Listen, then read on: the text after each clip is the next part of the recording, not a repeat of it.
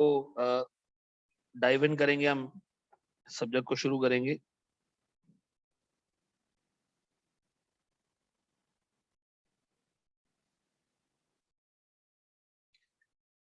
देखो यार, एक जमाने में कॉस्टिंग का पेपर समझा जाता था कि भाई ये कोई बहुत ही अलग नस्ल का पेपर है, ये पास नहीं होता लोगों से।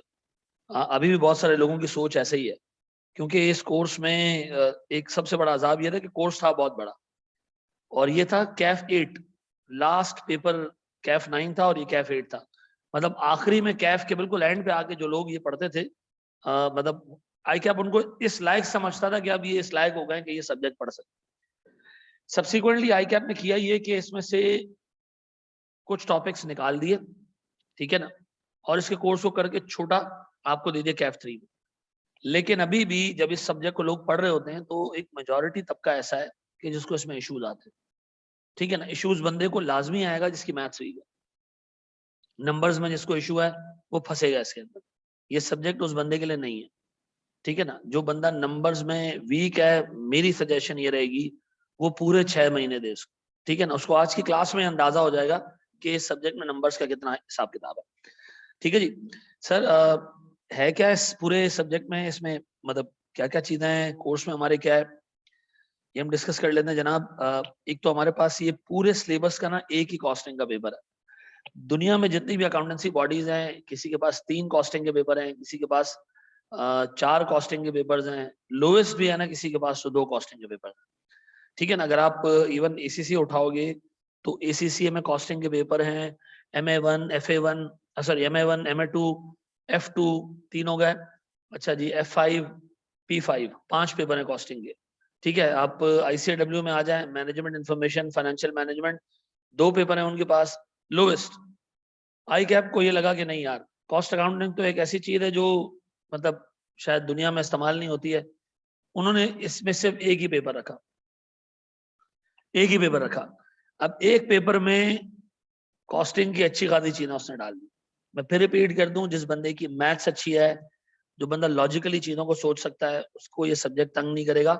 लेकिन given the time that we have, sir we have to work out of our skills, ठीक है, ये मैं आपको बता दूं, ठीक है ना। टीचर भी आपके साथ लगे रहेंगे इसी तरह, लेकिन आपको घर जाके ये सारी चीजें लेके भी वैसे ही चलनी है, ठीक है। अच्छा जी सर, रिजल्ट्स का ट्रेंड क्या रहा है ये भी हमें पता होना चाहिए। ये हमारे पास्ट के रिजल्ट्स हैं, एंड इन रिजल्ट्स में ना कुछ बड़े डिसेप्टिव रिजल्ट्स हैं। I would rather call them deceptive. ये देखो, ये डिसेप्टिव रिजल्ट्स हैं, ठीक है। मतलब इसमें पास होने वालों की परसेंटेज एबनॉर्मली ज्यादा थी, ठीक है ना। एक तो इसमें नहीं आ रहा, उसमें तो तकरीबन 61% पासिंग रेशो, ठीक है। लेकिन इसमें आपको ऐसी भी अटेम्प्ट नजर आ रही है कि जिसमें 26% पास हो रहे हैं लोग। 26% का मतलब है यार 4 में से एक बंदा पास हो रहा है, ठीक है। और ये कभी भी फास्ट ट्रैक में नहीं दिया गया ये सब्जेक्ट जो है वो जिंदगी में पहली दफा हम फास्ट ट्रैक में ऑफर करें। क्यों, ये हमेशा होता कहाँ था, कैफेट में होता था एंड पे जाके। तो ये रिजल्ट तुम उन लोगों के दे रहे हो जिन्होंने देख रहे हो जिन्होंने पूरे 6 महीने पढ़ा है उसको, ठीक है ना। ये उनके रिजल्ट्स हैं, ठीक है। तो एक मिनट, हाँ तुम्हारी वो रिपोर्ट आ गई है, उसमें सब सही है, CBC बिल्कुल सही है तुम्हारी, कोई मसले वाली बात। मैं क्लास में कॉल करता हूँ थोड़ी देर, ओके। तो ये रिजल्ट्स हैं। अच्छा, इन रिजल्ट्स में एक अच्छे खासे लोग ऐसे हैं कि जिनको पेपर देने के बाद 0% उम्मीद थी कि वो पास हो जाएंगे, but they eventually got cleared, मसला नहीं हुआ, निकल गया वो। और इनमें ऐसे भी लोग हैं जिनको आखिरी अटेम्प्ट, आखिरी पॉइंट पे ये याद आया कि कॉस्टिंग दे देना चाहिए, और उन्होंने दे दिया। देखो इस सब्जेक्ट में आप पूरा पेपर गलत भी कर दो ना ऊपर से लेके नीचे तक, लेकिन आप कैलकुलेशंस पूरी करके आओ, आपको 40 नंबर फिर भी मिल जाएंगे, ठीक है। ये मैं बड़ी बात कर रहा हूँ। सही करने पे अगर कोई बंदा पास होता ना, तो ये 48% रिजल्ट नहीं होता इधर। आपको पता है सी फाइनल का रिजल्ट कितना होता है? लास्ट से लास्ट अटेम्प्ट में टैक्स का रिजल्ट था 1%। आउट ऑफ 100 एक बच्चा पास हुआ होगा। डरा नहीं रहा हूं, हकीकत बता रहा हूं, ठीक है ना। 1962 से लेके आज 2022 हो गए, 60 साल हो गए, 11,000 के करीब लोग क्वालिफाई हुए।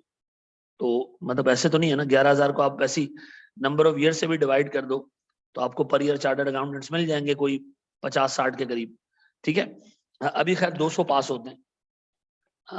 पता है आप इंडक्शन कितनी होती है, मतलब कितने लोग सीए करने आते हैं हर 6 महीने पे? More than 10,000। और क्वालिफाई कितने हो रहे हैं? 2000। मैं आपको डरा नहीं रहा, मैं आपको सिर्फ बता रहा हूँ कि सिचुएशन ये है। ठीक है, आई होप आप डर भी नहीं रहे हो ऐसा। जी मेरे बच्चे, अच्छा ये एक गलत ट्रेंड आपने पिक कर लिया है। आई कैप में ना ऐसा कुछ भी नहीं होता कि मार्च अटेम्प्ट आसान है और सितंबर मुश्किल है, या सितंबर आसान है मार्च मुश्किल है, ऐसा कुछ भी नहीं है। ठीक है ना, और ये भी नहीं है कि दोनों अटेम्प्ट के एग्जामिनर्स अलग हैं। मे भी दोनों अटेम्प्ट में बच्चों की क्वालिटी में फर्क होता है। शुरू में वो बच्चा आता है जिसने इंटर पास किया, वो डायरेक्ट आगे सीए में। ठीक है ना, A-levels पास किया एंड ही वाज डेस्टिन्ड कि मुझे सीए करना है, ही वाज वेल डिटरमिन्ड। उन बच्चों का रिजल्ट तुम्हें शायद अच्छा नजर आए। जो सेकंड बैच आता है ना, उसमें वो लोग आते हैं जनरली जिन्होंने या मेडिकल कॉलेज के धक्के खाए, नहीं हुआ, डीएमसी में नहीं हुआ, यहाँ नहीं हुआ, वहां नहीं हुआ, आखान में नहीं हुआ, फिर उन्होंने मिलिट्री में ट्राई किया, वहां नहीं हुआ, फिर अब्बा ने कहा बेटा सीए ही कर ले तू, तो वो सीए में आ गया। ऐसे लोग, आप सही कह रही हैं, अगर ये ट्रेंड है ना तो मे भी इसका एक रीजन ये, लेकिन मेजोरिटी बच्चा ऐसा है कि मतलब आप सारे पेपर्स उठाओगे, will not find a significant difference between those attempt जिसमें कोई ज्यादा रिजल्ट अच्छा है एंड दोज अटेम्प्ट जिसमें कम रिजल्ट अच्छा है। कंसिस्टेंसी है पेपर्स के अंदर। ठीक है, तो मैं इसको रादर देन के पेपर की डिफिकल्टी को मैं फैक्टर रखूं, मैं फैक्टर कंसिडर कर रहा हूं बच्चों की क्वालिटी को। ठीक है, ये डिफरेंस हो सकता है। ठीक है जी सर, हमारे कोर्स में क्या है, हमारे कोर्स के 3 हिस्से हैं। ठीक है, हमारे कोर्स के 3 हिस्से हैं। हमारे पास 35 से 45 मार्क्स का ये एरिया है ना। आई वुड अप्रिशिएट कि तुम इसको लिखो भी। ठीक है, ये अपने पास नोट भी करते जाओ। ऑनलाइन वालों, मैं ऑडिबल हूं ना, मैं क्लियर हूं ना, आवाज आ रही है मेरी?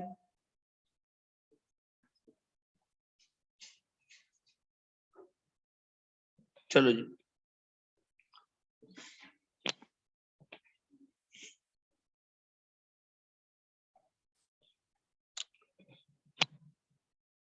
तुम लोग रेगुलर के हो? कितने लोग रेगुलर के बैठे हो? एक, सब, 2, 3? ठीक है,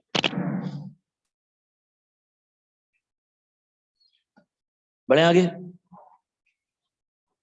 अच्छा, ये टॉपिक ना कोर्स में डला हुआ तो है लेकिन किताब में नहीं है।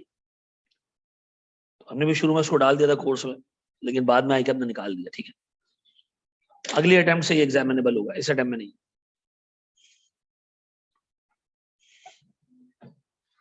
मतलब आपके सामने 4 पेपर्स हैं और ये 4 पेपर, सॉरी 4 वो हैं, आपका अल्लाह भला करे, 4 टॉपिक्स हैं। उस 4 टॉपिक से 35 से 45 नंबर टेस्ट होंगे। ठीक है, ये दिमाग में रखिएगा।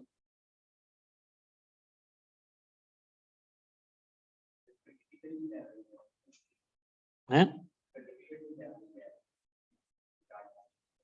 किनका डिफिकल्टी लेवल? ये पहली दफा एग्जामिन होने जा रहे हैं। इससे पहले डिफिकल्टी लेवल बताऊं? इससे पहले डिफिकल्टी लेवल था ही नहीं, ये टेस्ट ही नहीं होते थे। शायद इसमें एक मार्जिनल एब्जॉर्प्शन टेस्ट होता था कोई 10 नंबर का, और ऊपर ओवरहेड टेस्ट होता था कोई 7-8 नंबर का। 15 नंबर से ज्यादा के ये टॉपिक्स टेस्ट नहीं होते थे। आज इनको एग्जामिनर ने इज्जत दी है 35 से 45 नंबर। ठीक है जी, ये हिस्ट्री में टेस्ट नहीं हुए इतने ज्यादा, क्योंकि अभी कोर्स में से अच्छे खासे टॉपिक निकल गए हैं, तो ऑटोमेटिकली इनकी वेटेज बढ़ गई है। तो ये पहली दफा एग्जामिन होंगे प्रॉपरली, अच्छे बड़े क्वेश्चन इस पे बन के आएंगे। ठीक है ना। अच्छा देखो, एक बच्चे ने बड़ा रेलेवेंट सवाल पूछा, जिब्रान ने, कि आप इसमें से कितने टॉपिक कराएंगे। ये जैसे अभी हमारा प्रेजेंटेशन खत्म होती है तो मैं इस पर क्लियर करता हूँ कि इसको हम लेके कैसे चलेंगे। ठीक है, कर लिया, कॉपी कर लिया? अच्छा जी, देन हमारे पास आता है सर कॉस्ट फ्लोज। ये 20 से 30 मार्क्स के हैं। इसमें भी कोई लंबी चौड़ी लिस्ट नहीं है, चार चार टॉपिक्स हैं इसमें। Process costing, joint by products, target और स्टैंड कॉस्टिंग। ठीक है जी, टोटल मार्क्स कितने होते हैं? 100 नंबर होते हैं।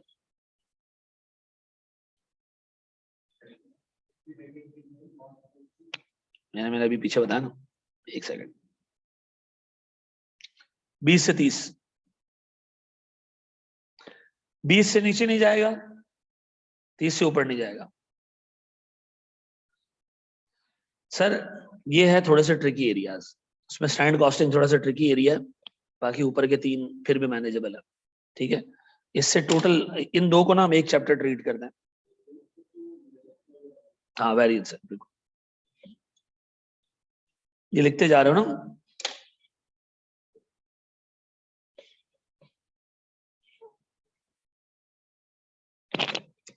बढ़िया, हम आगे एक और स्टेप।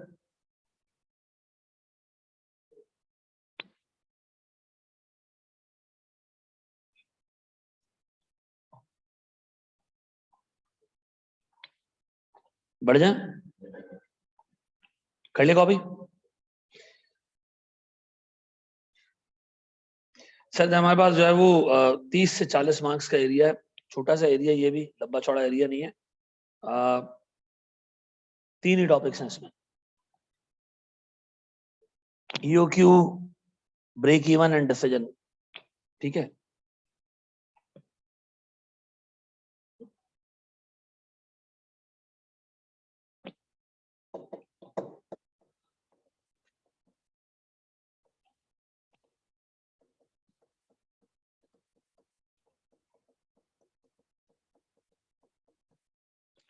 जी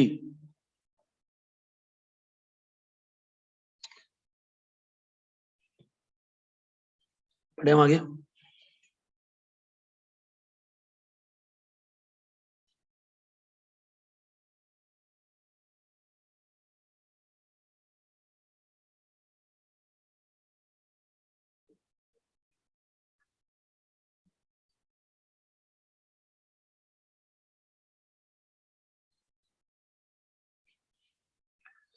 अच्छा जी, प्यारे बच्चों एक स्टेप आगे कर लिया।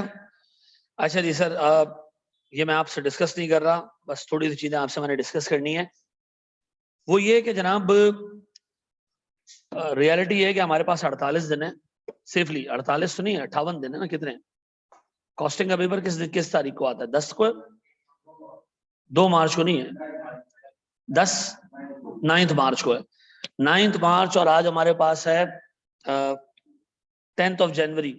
Safely we have 2 months. ठीक है, एंड मेरे ख्याल में ये इनफ टाइम है। ठीक है, इसमें हम तैयारी कर सकते हैं आराम से, कोई मसला नहीं है।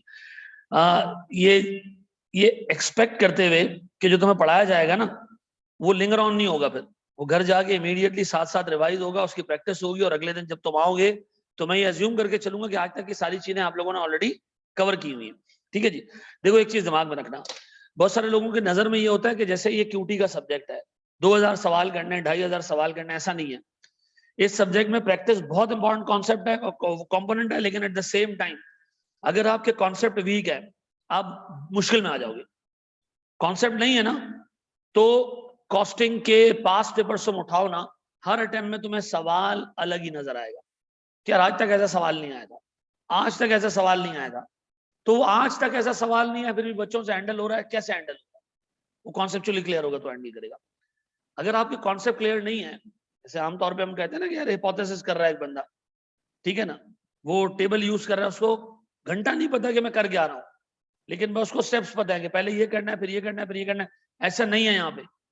ठीक है जी, आपको कॉन्सेप्चुअली क्लियर होना पड़ेगा। सवाल पहले आप देखोगे, पढ़ोगे, समझोगे कि इस टॉपिक से आया, फिर उसके बाद अपना आप जवाब आप बनाओगे। ठीक है ना, कॉस्टिंग के जवाब का कोई फॉर्मेट नहीं होता, अकाउंटिंग के जवाब का होता है। आपने बैलेंस शीट बनानी है, प्रॉफिट एंड लॉस बनाना है, डेप्शन कैलकुलेट करनी है, you always work in certain formats. लेकिन यहाँ नहीं है, यहाँ वो रेसलिंग में मैच होता है ना, नो होल्ड्स बार्ड, जो हाथ है मार दो, ऐसा यहाँ का हिसाब किताब ऐसे ही है कि जो सवाल आएगा आपने पहले देखना सवाल है किस टॉपिक का। सवाल को अप्रोच करने का तरीका हर केस में अलग होगा। सबसे मुश्किल काम कॉस्टिंग के पेपर में क्या है? सवाल शुरू करना, खत्म करना मुश्किल नहीं है। वंस आपने पिक कर लिया कि सवाल किस एरिया का है, मुझे करना क्या है, लेके कैसे चलना है, फिर आगे मैथ्स है, फिर आगे नंबर है और कुछ नहीं। लॉजिकली क्लियर हो गए, आप केस पिक कर लोगे, डन। फिर wasting too much time on areas that carry lesser marks, giving residual time to juicy areas। देखो हमें एक बात पता है कि शुरू के 4 टॉपिक्स में 40 नंबर है, आखिरी के 3 टॉपिक्स में 30 नंबर है, 70 मार्क्स इन 2 से ही आ जाएंगे। ठीक है ना, ये एरिया है मुश्किल, थोड़े से टेक्निकल है, लोग इसको छोड़ के दरमियान वाले एरिया पे काम कर रहे हो, वो लेंदी है। तो आपने जरा सा ना स्मार्ट जाना है। ठीक है, आपने गधों की तरह नहीं जाना। आपने देखना है कि जहां मेरी एफर्ट टू रिवॉर्ड का रेशियो अच्छा है, मुझे वहां ज्यादा एफर्ट लगानी है।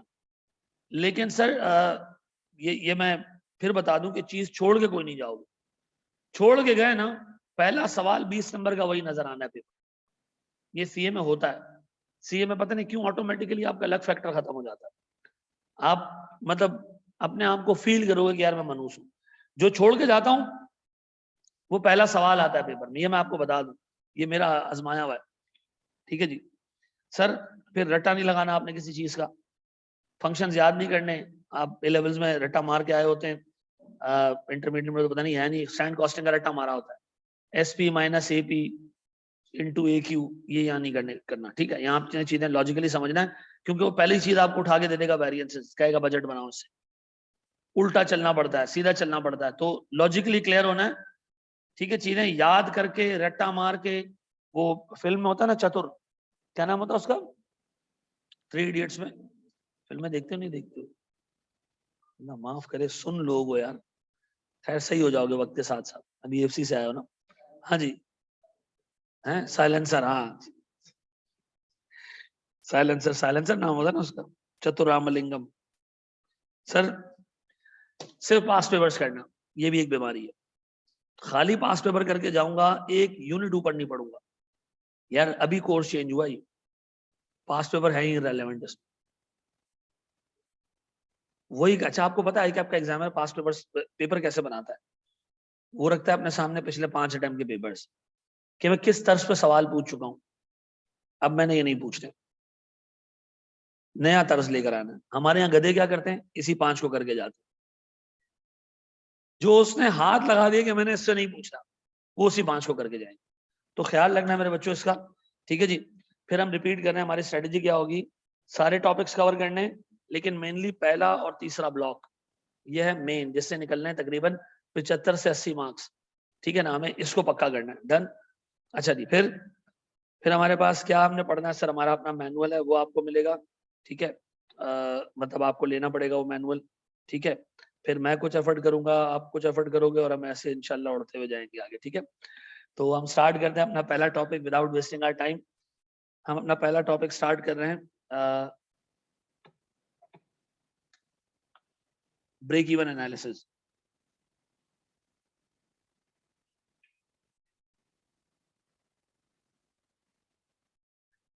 सर इसको पढ़ेंगे कैसे हम, मैं आपको दूंगा सारे कॉन्सेप्ट्स। ठीक है, एट द सेम टाइम, जहां मेरी 2 घंटे की क्लास लगेगी, काशिफ की 3 घंटे की क्लास लगेगी। काशिफ वो बंदा जो आपको पास कराएगा, मैं आपको दूंगा कॉन्सेप्ट्स, कॉन्सेप्ट्स दूंगा, वो आपको कराएगा दबा के प्रैक्टिस। ठीक है, ऊपर हम पढ़ाते हैं, करंटली हमारे पास रेगुलर में, कॉस्टिंग के रेगुलर में 990 स्टूडेंट्स हैं, 990 स्टूडेंट्स। ठीक है, और मैं तुम लोग के नंबर देख के ना ये डिसाइड नहीं करना कि मैंने तुम लोगों को पढ़ाना है नहीं पढ़ाना, जब हमने पढ़ाना है तो फिर पढ़ाना है। ठीक है, करेंगे क्या हम, मैं ब्रेक इवन पढ़ा के जाऊंगा। ठीक है, और मेरे बाद क्लास हुआ करेगी काशिफ की, दिन की आपकी कम से कम 4 घंटे की क्लास हुआ करेगी, जो कॉस्टिंग पढ़ रहा है। ठीक है, अदरवाइज काम नहीं बनेगा। 60 दिन है, हम 3 घंटे भी रोज के देते हैं तो 180 घंटे बनते हैं। ठीक है ना, रेगुलर बैच हमने 250 घंटे में पढ़ा है, तो आपको कम से कम 180 घंटे देने पड़ेंगे। No Saturdays off, no Sundays off. ठीक है, पक्का ना, ये कॉस्ट है ना, करियर की पे करनी पड़ेगी।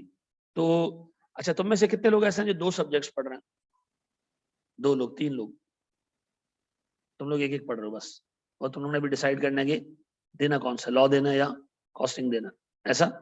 ठीक है जी, जो जो फिर तुम लोग आज 2-3 दिन में डिसाइड कर लो। इसमें से कुछ टॉपिक्स ऐसे होंगे जो मैं आपको दूंगा रिकॉर्डेड, कुछ टॉपिक्स, और वो भी जब जब मुझे पक्का यकीन हो जाएगा कि तुम लोगों को कॉस्टिंग समझ आना शुरू होगी। ठीक है ना, और वो रिकॉर्डेड ऐसे होंगे कि तुम लोगों को क्लास में उसके बारे में ब्रीफ किया जाएगा, रिकॉर्डेड दिए जाएंगे, कि हमारा अलग व्हाट्सएप ग्रुप होगा जिसपे तुम्हें टीचर 24 घंटे मिलेगा तुम लोगों के लिए, हाँ? क्योंकि तुम लोगों का टाइम नहीं है। रेगुलर वालों को फिर एक लीड टाइम देते हैं हम, कि भाई सवाल पूछा तो 4-5 घंटे बाद में क्लास में, तो नहीं देख पाता, अभी मोबाइल साइड में पड़ा हुआ है, तो तुम लोग का लीड टाइम कम से कम होगा। देखो, जब ये टीचर कहता है ना मैं तुम्हें पास करा सकता हूँ, तो उसके पीछे अजम्पशन ये होती है कि तुम खुद भी पास होना चाहते हो। ठीक है ना, तुम खुद नहीं पास होना चाहते हो तो अल्लाह का फरिश्ता भी तुम्हें आगे पढ़ा देना इधर, और अल्लाह की मर्जी नहीं हो तो नहीं होगा पास, ये मैं आपको बता दूं। आप एफर्ट करोगे, मैं साथ में एफर्ट करूंगा, काशिफ होगा, मिल के लेके चलेंगे। हमने यहाँ ऐसे भी बैचेस पढ़ाए इंट्रोडक्शन टू अकाउंटिंग के, कि हम रात 9 बजे क्लास स्टार्ट करते थे, रात 12-1 बजे खत्म कर देते। कुछ बच्चे यहाँ बैठ के दे रहे थे, कुछ अपने घर पे दे रहे होते थे, लेकिन उसका रिजल्ट 90% प्लस था। ठीक है ना, 90% से ऊपर लोग पास हुए, कुछ फेल हुए, लेकिन सीधी सी बात है, यार बच्चा एक जैसा नहीं होता।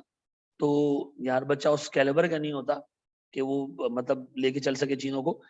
आपके एंड से मुझे सिर्फ एक चीज चाहिए होगी, होमवर्क करके आना है, जो क्लास में दूं घर जाके एटलीस्ट उसको एक दफा देख के आना।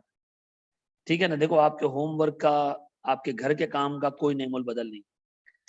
एक हार्वर्ड की स्टडी है, मैं आपसे शेयर भी करूंगा, उसमें एक कंक्लूजन है उनका, एक रिसर्च का कंक्लूजन है जो उन्होंने तकरीबन को 12-13 साल पे के अरसे पे किया है। उसका कंक्लूजन यह है कि the worst way to transfer knowledge now is giving a lecture. Worst तरीका है कि मैं आपको कुछ पढ़ा के सिखा सकूं। सीखने का सबसे बेस्ट तरीका क्या है? जब आप खुद काम करते हो और मैं आपको पढ़ाता ही जाऊं, आप खुद जाके ना देखो, ये पेपर नहीं होगा। ये क्या कोई सीए का पेपर पास हो, ये मैं आपको आज बता दूं।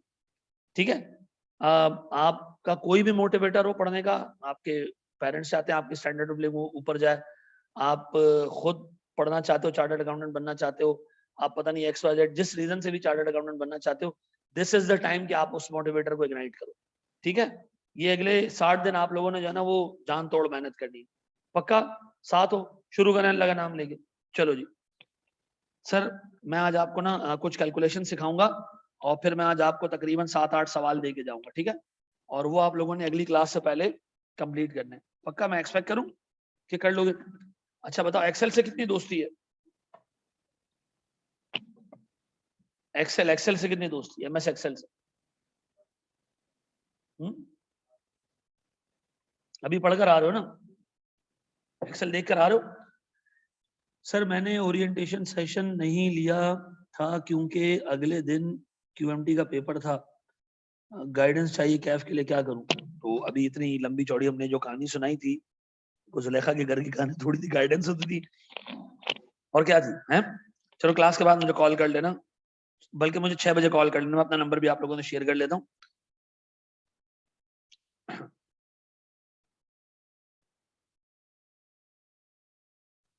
नो फजूल मैसेजेस, काम की चीजें। ठीक है, फजूल अगर कोई अच्छी चीज हो तो भेज देना। ठीक है, दूसरी चीज ये भाई, यहाँ लिख लिया ना, इस पे नहीं छोड़ के जाऊंगा। चलो जी सर, ब्रेक इवन है क्या? सुनो मुझे एक बात बताओ सर, एक ऑर्गेनाइजेशन है जो गुड्स प्रोड्यूस करती है, ये पेन बनाती है। ठीक है, हमारी कंपनी ये वाले पेन बनाती है। ठीक है, ये पेन बनाती है सर, 500 यूनिट भी बना सकती है। यूनिट का मतलब 500 पेन। ठीक है, 1000 पेन भी बना सकती है, 2000 पेन भी बना सकती है, 3000 पेन भी बना सकती है। ठीक है, जब मैं एक भी पेन नहीं बनाता तो मेरी कॉस्ट रहती है 0। क्या रहती है? सीधी सी बात है, जब कुछ बना नहीं रहे हो तो खर्चा 0 होगा। सर जब मैं 500 यूनिट बनाता हूं ना, तो मेरी जेब से खर्च होते हैं 20,000 रुपए। कितने? 20,000 रुपए। 20,000 रुपए लगते हैं तो कितने कितने पेन बनते हैं? 500 पेन बनते हैं। सर जब मैं 1000 यूनिट बनाता हूं ना, तो खर्चा हो जाता है 40,000। यानी आउटपुट डबल हुआ तो खर्चा भी दुगना हो गया, ऐसा? सर फिर मैं आउटपुट को और डबल करता हूं तो खर्चे को वसूलन क्या हो जाना चाहिए? 80,000 हो जाना चाहिए, ऐसा? सर जब मैं 3,000 यूनिट पे आता हूं तो मेरा खर्चा हो जाता है 1,20,000। मुझे बताओ, क्या ये कॉस्ट जैसे जैसे वॉल्यूम को बढ़ा रहे हो उसी पेस से इंक्रीज हो रही है? उसी पेस से इंक्रीज हो रही है। Double the output, cost gets double, ऐसा? जितनी पेस से स्पीड से तुम्हारा वॉल्यूम बढ़ रहा है, उतनी पेस और स्पीड से तुम्हारा कॉस्ट भी बढ़ रही है। कॉस्ट पर यूनिट निकालोगे इसकी, कैसे निकलती है? Cost per unit, cost divided by number of units. कितना देखो जरा, 40। इधर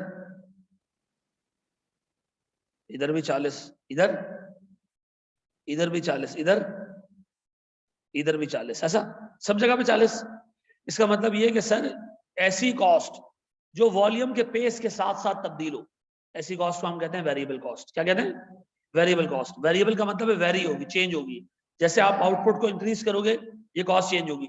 एक बेकरी में मैं केक बनाता हूँ, एक केक में सर बनाने में अंडे डलते हैं, तो जितने ज्यादा केक बनाओगे उतने ज्यादा अंडे डलेंगे, जितने पेन बनाओगे उतना ज्यादा इसमें मटेरियल वगैरह लगेगा। डन।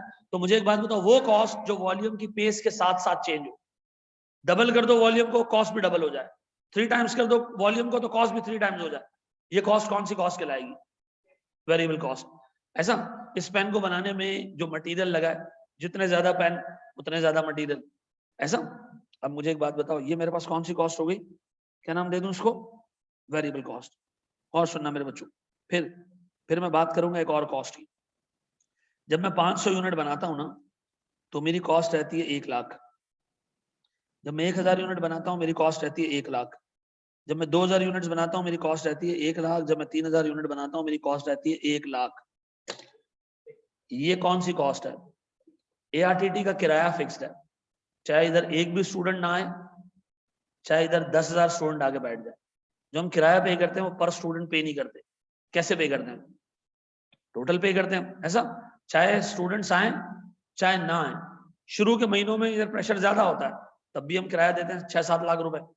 आखिरी के महीनों में सब अपने घरों में बैठे होते हैं, पेपर्स की तैयारी कर रहे होते हैं, इवन देन हम यहाँ पैसे कितने दे रहे होते हैं? 6-7 लाख रुपए जो रेंट है। तो मुझे बताओ ये कौन सी कॉस्ट है? फिक्स कॉस्ट है। अच्छा मुझे एक बात बताओ, अगर मैं आपसे कहूं मैंने 0 यूनिट्स बनाने, तो भी कॉस्ट कितनी होगी? 1 लाख। 0 वॉल्यूम पे कॉस्ट फिक्स कॉस्ट होती है? हाँ होती है। जब आप बिजनेस शुरू करते हो, दुकान खोलोगे तो किराया देना है, चाहे उसके अंदर यूनिट बनाओ या ना बनाओ। ऐसा मेरा एक सवाल है सर, इसकी कॉस्ट पर यूनिट भी निकाल के दो। 1 लाख डिवाइड बाय 500 कितनी? अच्छा कैलकुलेटर नहीं है तो यहाँ पड़े हुए मेरे पास 4-5 जनरली होते हैं। कितनों के पास नहीं है? एक के पास, 2 के पास। मेरे पास यहाँ कोई कैलकुलेटर नहीं है। सिर्फ चेक कर रहा था कि तुम लोग कॉस्टिंग की क्लास में बगैर कैलकुलेटर के आए हो यार, अजीब लानती लोग हो। निकालो कैलकुलेटर अपने।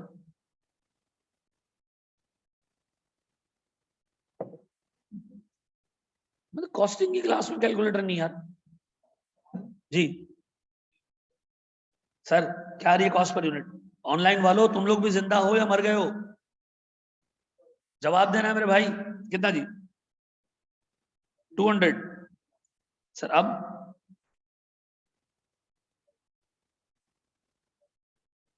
अब 1 लाख डिवाइड बाय 1000 100। अब सर आप एक चीज नोट कर रहे हो कि आपकी कॉस्ट पर यूनिट कंटिन्यूअसली गिरती जा रही है। वो क्यों? अगर मैं मैथ्स थोड़ा सा याद दिलाऊं, ये न्यूमरेटर है डिनोमिनेटर है? जी मेरा बच्चा,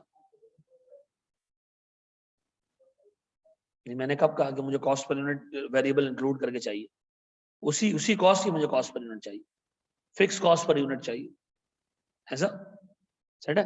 मैं ये नहीं जानना चाह रहा कि कंपनी की कॉस्ट पर यूनिट क्या है, मैं जानना चाह रहा हूँ कि ये कॉस्ट जब यूनिट्स पे स्प्रेड होगी तो कॉस्ट पर यूनिट क्या बनेगी। ठीक है, मुझे बताओ सर न्यूमरेटर डिनोमिनेटर अगर दोनों 1% से इंक्रीज हो तो जो मेरी कॉस्ट पर यूनिट है वो क्या रहेगी? वो कांस्टेंट रहेगी। आप देखो जो वेरिएबल कॉस्ट थी आपकी, आप नंबर ऑफ यूनिट्स को डबल कर रहे थे, कॉस्ट भी क्या हो रही थी? डबल हो रही थी। तो कॉस्ट पर यूनिट सब जगह पे क्या थी? सेम थी। ऐसा। और सर जब फिक्स कॉस्ट आती है तो न्यूमरेटर हो जाता है फिक्स, और आप डिनोमिनेटर को यानी नंबर ऑफ यूनिट्स को बढ़ाते जा रहे हो, तो क्या होगा? कॉस्ट पर यूनिट कम होती जाएगी। जितने ज्यादा यूनिट पे कांस्टेंट कॉस्ट को फैलाओगे तो कॉस्ट पर यूनिट क्या होती जाएगी? कम होती जाएगी। तो मुझे एक बात बताओ, ये देख के तुम्हें क्या लगता है कंपनी को क्या करना चाहिए? जितने ज्यादा यूनिट बनाएगी company, cost per unit total basis पे क्या होती जाएगी? कम होती जाएगी। ऐसा।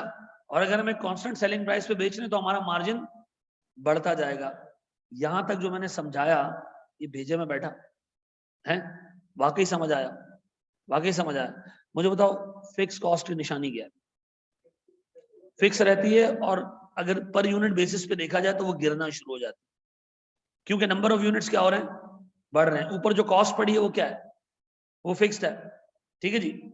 सर वेरिएबल कॉस्ट, सर वो ग्रो करेगी, जैसे वॉल्यूम बढ़ेगा वैसे कॉस्ट ग्रो करेगी, लेकिन कॉस्ट पर यूनिट क्या रहेगा? कांस्टेंट रहेगा। क्यों? क्योंकि न्यूमरेटर और डिनोमिनेटर सेम अमाउंट से बढ़ रहा है, सेम परसेंटेज से बढ़ रहा है। डबल हो रहा है तो कॉस्ट पर यूनिट क्या है? कांस्टेंट है ऐसा। मुझे बताओ सर, क्या मैं आपको ये समझाने में कामयाब रहा कि फिक्स कॉस्ट क्या है? इसको फिक्स क्यों बोलते हैं? क्योंकि वॉल्यूम चेंज होने से इसमें कोई तब्दीली नहीं आती। वेरिएबल को वेरिएबल क्यों कहते हैं? क्योंकि ये वेरी होती है, चेंज होती है। कैसे? जैसे जैसे वॉल्यूम बढ़ेगा ये कॉस्ट क्या होगी? इंक्रीज होगी, चेंज होगी। वॉल्यूम बढ़ेगा, कॉस्ट भी बढ़ेगी। वॉल्यूम कम होगा, कॉस्ट भी कम होगी। जीरो वॉल्यूम पे कौन सी कॉस्ट एग्जिस्ट करती है? Fix cost. जीरो वॉल्यूम पे वेरिएबल कॉस्ट एग्जिस्ट नहीं करती है। बात भेजे में बैठती है। फिक्स कॉस्ट समझ आ गई, वेरिएबल कॉस्ट समझ आ गई। ये कॉपी करो, हम एक स्टेप आगे जा रहे हैं। शाबाश।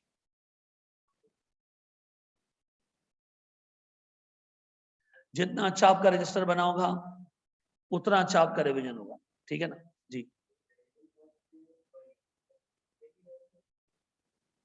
कॉस्टिंग में सेम रहेगी, प्रैक्टिकल लाइफ में सेम नहीं रहती। एक अंडा 10 रुपए का, 12 कितने के आने चाहिए?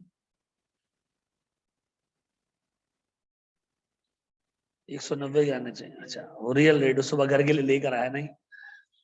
एक अंडा अगर 10 रुपए का है तो 12 अंडे के 120 बनने चाहिए। लेकिन तुम बेकरी पे जाओ, उसको वो कहेगा एक अंडा 10 दर्जन 100, डिस्काउंट मिल जाता है। कॉस्टिंग में हम अज्यूम करते हैं ऐसा कुछ नहीं।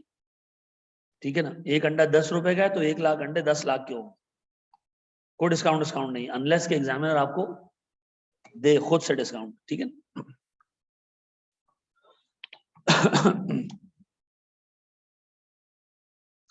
ये पहला और आखिरी फास्ट ट्रैक का बैच है।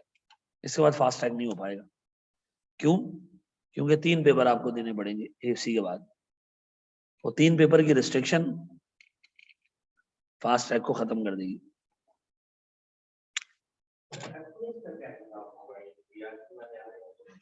एफटीएस चलता रहेगा।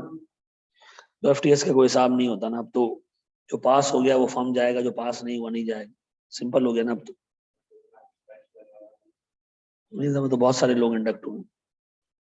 इस दफा तो अच्छा खासा बच्चा इंडक्ट हुआ। इस दफा बिग 4 ने तकरीबन 450 बच्चे उठाए। ठीक है ना? तो चांसेस अच्छे हैं तुम्हारे।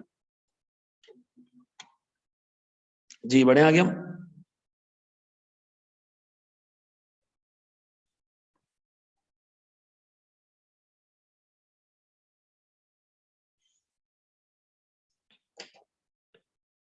ये मेरा मैसेज अकाउंटेंट को बोल के ना, अकाउंटेंट को सुना के ले लो। लेकिन मुझे बता तुम्हारे पेपर्स कितने हैं?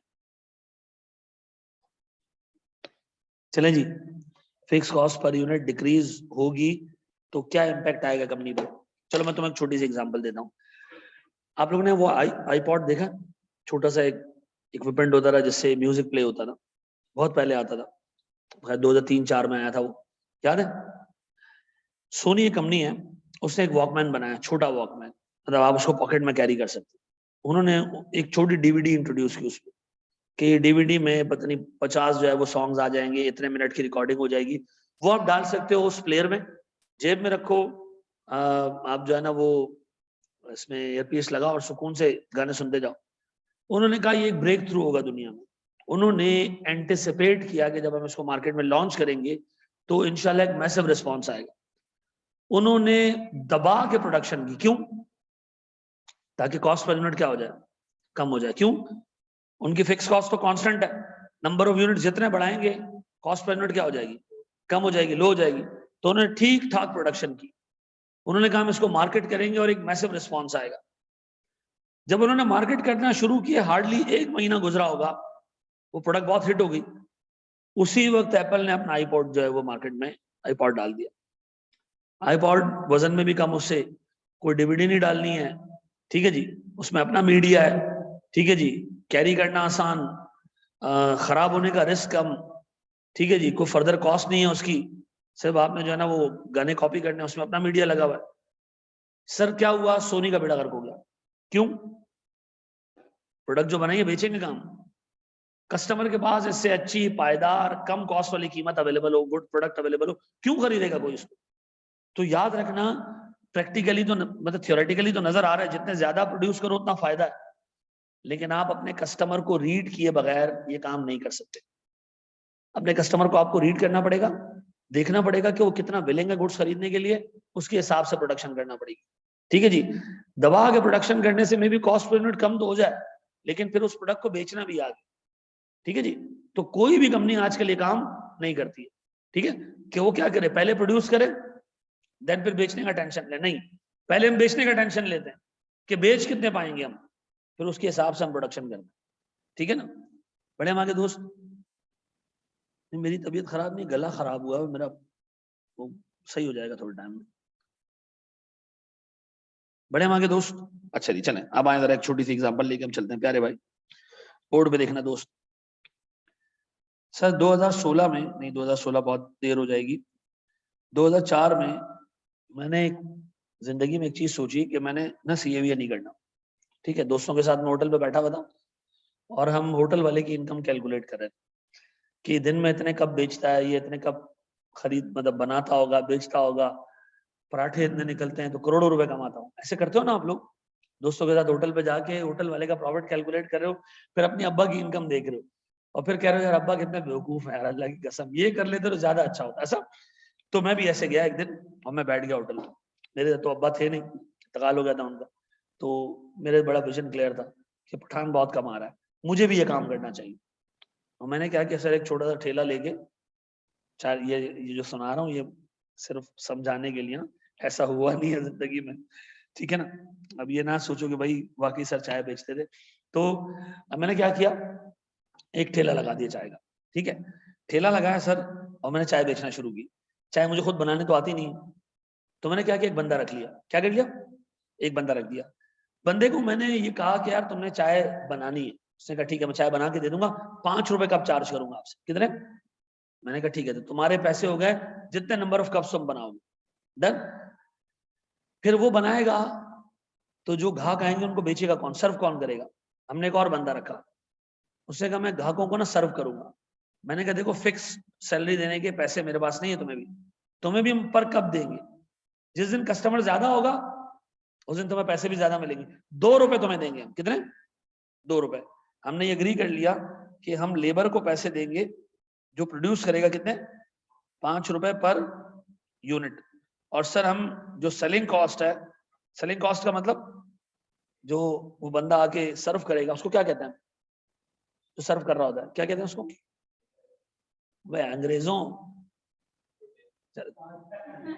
लो अल्लाह माफ करे, और कोई जो चाय के होटल में, जेन्युइन चाय के होटल पे बैठा नहीं पता, उसको कहते हैं बाहर वाला। कौन सा, बाहर वाला, नहीं पता, ये पता ही नहीं। वेटर, छोड़ो वेटर, खत्म। वेटर को आपने एग्री करवाया कि हम उसको कितने पैसे देंगे, 2 रुपए, ठीक है जी, कितने, 2 रुपए। वेटर को हमने देने 2 रुपए, और वो चाय का जो कुक है आपके उसमें, उसको हम कितने देंगे, 5 रुपए, ठीक है जी। हमने डिसाइड किया हम एक चाय का कप बेचेंगे से कोई 40 रुपए में, कितने में, 40 में। लेकिन इन दो के अलावा भी तो कुछ लगेगा ना चाय के कप पे, वो क्या है सर चाय भी तो बनाओगे ना, दूध चाहिए, चाय पत्ती चाहिए, चीनी चाहिए, और पता नहीं क्या कुछ चाहिए। तो सर हमारे पास मटेरियल लगेगा चाय बनाने, वो लगेगा 10 रुपए का। कितने का, तो बताओ एक चाय का कप बना के बेचने पर, बना के बेचने पर टोटल खर्चा कितना है सर, 10 रुपए मटेरियल की कॉस्ट, 5 रुपए वो जो बनाने वाला है उसको, 2 रुपए सर्व करने वाले को। तो मुझे एक बात बताओ, मैं एक कप बेचूंगा कितने में, 40 में। इस पे मटेरियल कितने का लगेगा, 10। इस पे लेबर कितने का लगेगा, इस पे वेरिएबल सेलिंग ओवरहेड्स, नाम बड़े खतरनाक ले रहा हूं, सेलिंग कॉस्ट कह लो उसको, यानी जो तुम बंदे को पैसे दोगे 2 रुपए बेचने के, वो कितने, 2 रुपए। अब बताओ कितना आ रहा है सर मेरे पास, बच कितना आ रहा है, 20। सर हर कप जो मैं बेचूंगा मुझे 23 रुपीज बचेगी। इस अमाउंट को मैं नाम दे रहा हूं मेरे बच्चों, कंट्रीब्यूशन मार्जिन। क्या नाम दे रहा हूं, contribution margin. What is contribution margin, sales price का वो हिस्सा जो वेरिएबल कॉस्ट को कवर करने के बाद बच जाए।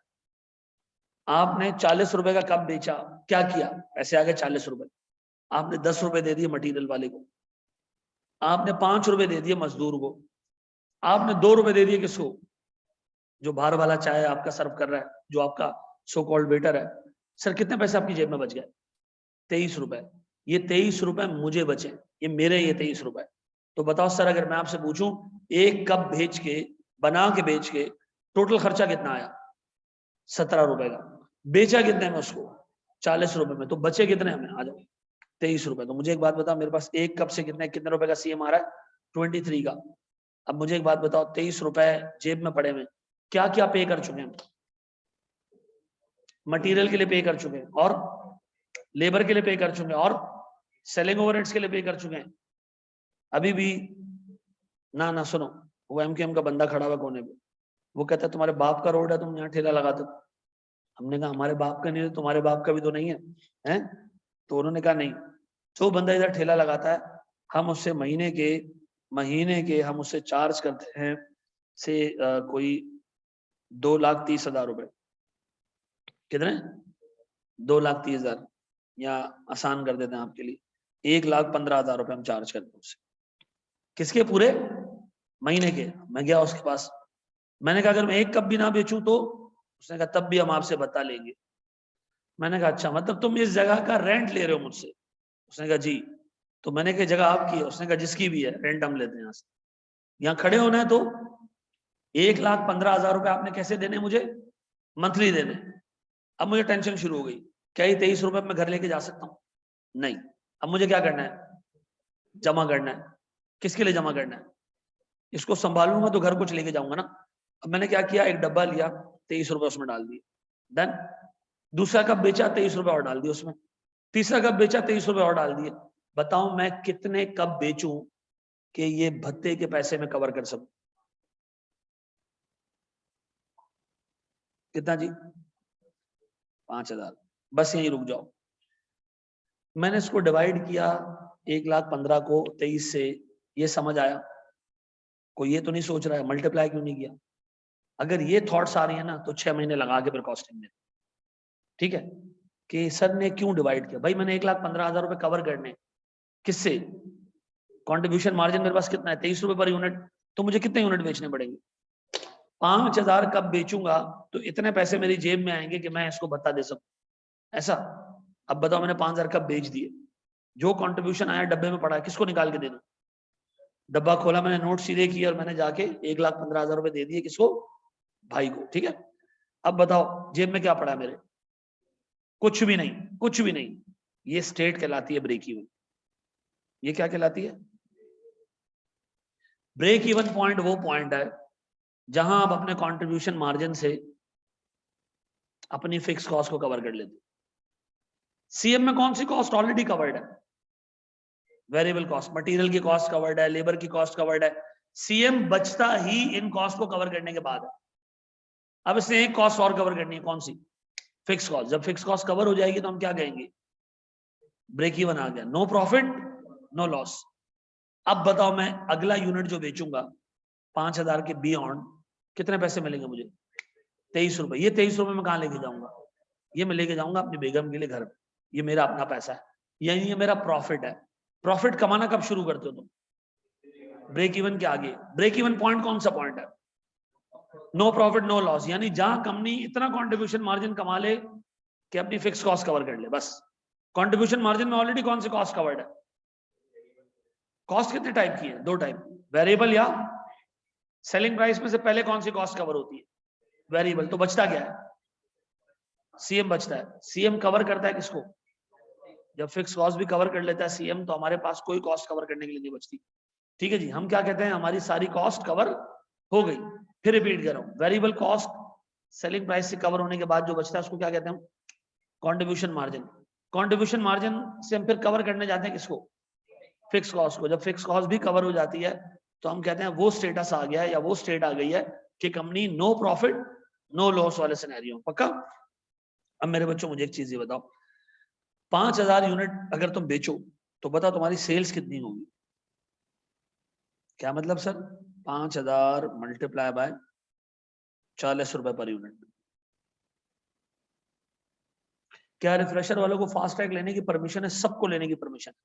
ये मैंने आज ऐलान कर दिया होता तो अभी कोई 100-125 बच्चा इसी में आ जाता। भाई जो रेगुलर रिफ्रेशर का बच्चा है वो बिल्कुल क्लास ले सकता है फास्ट ट्रैक, ठीक है? कितना जी? 2 लाख। सर डायरेक्ट मटेरियल कितने का आया होगा? 5,000 यूनिट्स पे कितने का डायरेक्ट मटेरियल भाई? 10 रुपए का। कितने जी? फिर लेबर 5,000 यूनिट मल्टीप्लाई बाय 5 कितना? 25,000। फिर सेलिंग ओवरहेड्स कितने? अब बताओ, ये सेल थी, ये खर्चे थे, कितने बच गए? अब एक खर्चा अभी भी बाकी है, कौन सा?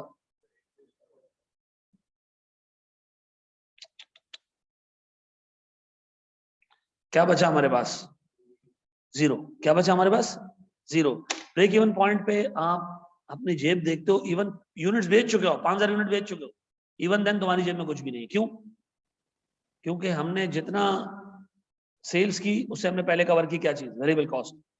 जो सीएम कमाया उससे हमने किसको कवर किया? लेकिन बियॉन्ड दिस पॉइंट, इस पॉइंट से आगे जितने भी यूनिट बेचूंगा मेरी फिक्स कॉस्ट में इजाफा नहीं होगा, वो कवर हो चुकी है। जितने भी यूनिट बेचूंगा उसमें एक ही कॉस्ट इनकर हो रही होगी, कौन सी?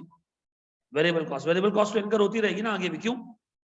चाय का कप हवा से तो नहीं बनेगा ना, खर्चा तो उस पर आता रहेगा। तो ब्रेक इवन के आगे कौन सा खर्चा कंटिन्यूअसली इनकर हो रहा होता है? Variable cost. आप अपनी सेल से वेरिएबल कॉस्ट को कवर कर लो, जो बचे वो घर ले जाओ, जो बचे वो क्या होगा तुम्हारे लिए? प्रॉफिट होगा। ऐसा तो बताओ, प्रॉफिट कब कमाना शुरू कर दें? ब्रेक इवन के बाद। ये बात भेजे में बैठती है, इसको नोट कर लो मेरे बच्चों।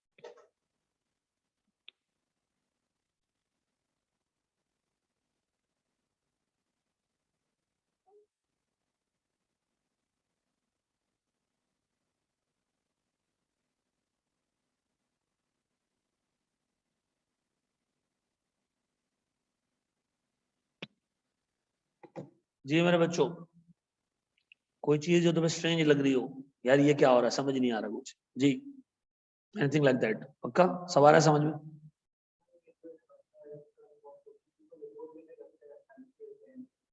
कौन सी कॉस्ट इनकर होती है?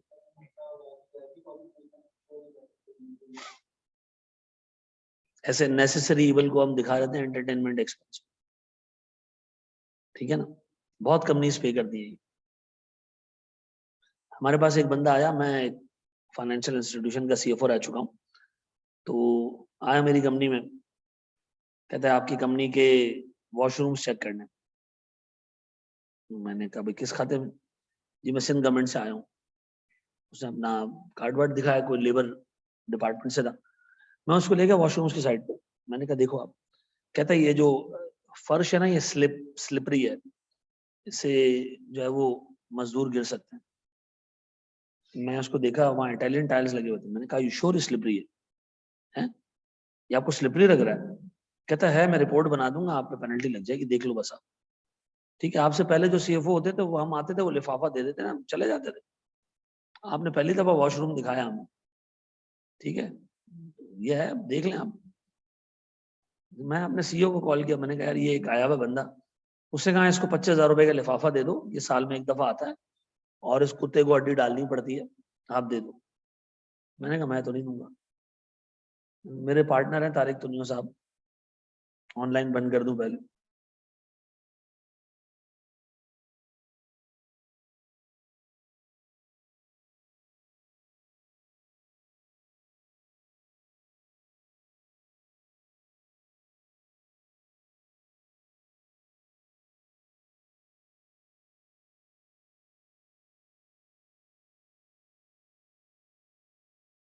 मेरा किराया लगा यहाँ तक आने, ऐसे कैसे छोड़ दूंगा? तो 5,000 रुपए लेके आते हैं यहाँ बहुत सारे। ये बाहर बोर्ड लगा हुआ है, बोर्ड लगाना अलाउड नहीं है, किस कानून में? फला फला लॉ है, 20,000 रुपए लाओ, चाय पे ला के बेच देते। लेकिन जो बाकी लोग यहाँ काम करते हैं उन बेचारों को सीधे से स्ट्रगल करनी पड़ती है, ठीक है ना। सेंट्रल गवर्नमेंट है ना भाई सही। सीएमए की सब क्लासेस लाइव ही होंगी या रिकॉर्डेड में कुछ मिलेगा? यार हसन अनवर तू हर जगह 3 मिनट लेट होता है, हर जगह तू 3 मिनट लेट होता है। बता देता हूँ भाई, इसमें अच्छी खासी चीजें लाइव पढ़ाई जाएंगी, कुछ चीजें रिकॉर्डेड मिलेंगी। ये रेगुलर का बच्चा है, ये सवाल पूछता रहता है अक्सर। चले जी बड़े, क्या मैं एक्सपेक्ट कर सकता हूँ कि मैं आपको एक सवाल दूं, आप कर लोगे? हैं, टांगे तोड़ देना उस सवाल की, लेकिन करना जरूर, ठीक है? दूं या कॉपी कर रहे हो अभी?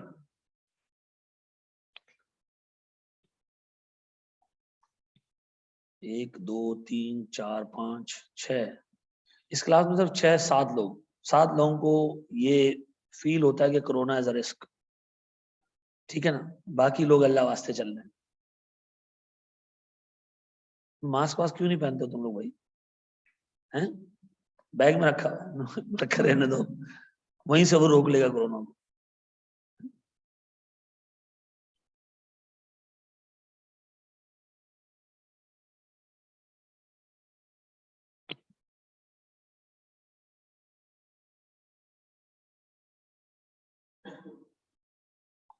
जी बढ़े हम आगे। चलो मेरे बच्चों, ये कॉपी कर लिया बेटा, थोड़ा सा रिस्पॉन्स देना है, ठीक है? रिस्पॉन्ड करना है प्रॉपर्टी, बताना है हाँ या ना में, ठीक है?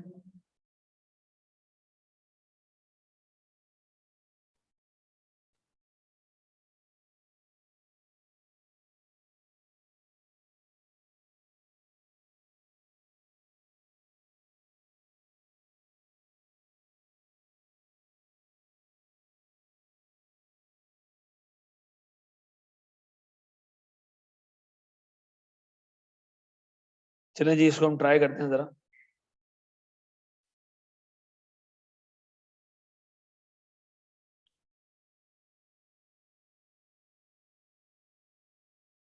विजिबल है जी सर। क्वेश्चन ये है कि ABC limited produces a single product, एक ही प्रोडक्ट हम बनाते हैं। Details of the production, selling cost and sales price is as under. हम एक यूनिट बेचते हैं 460, प्रोडक्शन पे खर्चा आता है 240, सेलिंग कॉस्ट आती है 130 की, और हमें ये दो फिक्स कॉस्ट कवर करनी है अपने कंट्रीब्यूशन मार्जिन से। बताओ मैं कितने यूनिट बेचूं, मुझे एक तो ब्रेक इवन पॉइंट निकाल के दो, और फिर इसी तरह प्रॉफिट एंड लॉस अकाउंट बना के दो जैसे ऊपर बनाया था। शाबाश, मैं आपके पास आगे देख रहा हूँ, शाबाश। क्या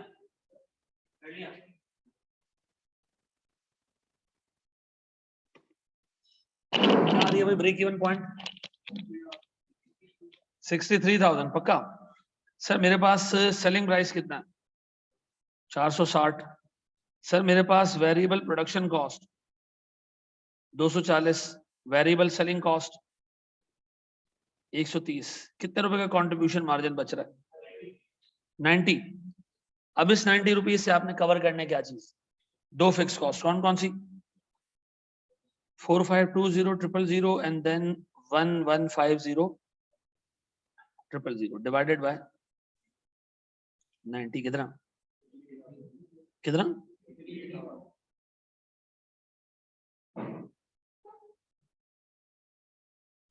63,000 यूनिट्स डन। अब बताएं इस 63,000 यूनिट्स पे आप कह रहे हैं आपका ब्रेक इवन आ जाएगा, चेक कर लेते हैं इसको। 63,000 यूनिट्स पे मेरी सेल्स कितनी होगी? 63,000 मल्टीप्लाई बाय 460, कितना कितना? 2898। वेरी गुड सर, इसको कहते हैं 28.98 मिलियन, ठीक है। सीधे हाथ से 3 डिजिट्स के बाद एक कॉमा आएगा, ये थाउजेंड्स हो जाएंगे। फिर अगले 3 के बाद एक कॉमा आएगा, ये मिलियंस हो जाएंगे। फिर अगले 3 के बाद एक कॉमा आता है, वो बिलियंस हो जाते हैं। पहले 3 पे 1000, अगले 3 पे मिलियन, और फिर उसके अगले 3 पे बिलियन। तो मुझे एक बात बताओ, हमारे यहाँ 2 कॉमा है, इसका मतलब बात मिलियंस में चल रही है। कितने मिलियन? 28 मिलियन, ठीक है जी। 28.98 मिलियन पक्का। वेरिएबल कॉस्ट कितनी है? Variable production cost 63,000 multiply by 240, कितना? वेरी गुड सर, 15.12 मिलियन, बिल्कुल सही कहा।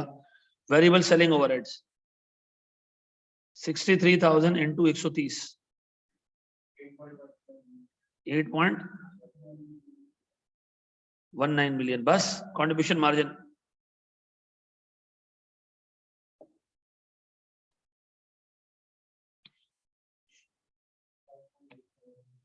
कितना?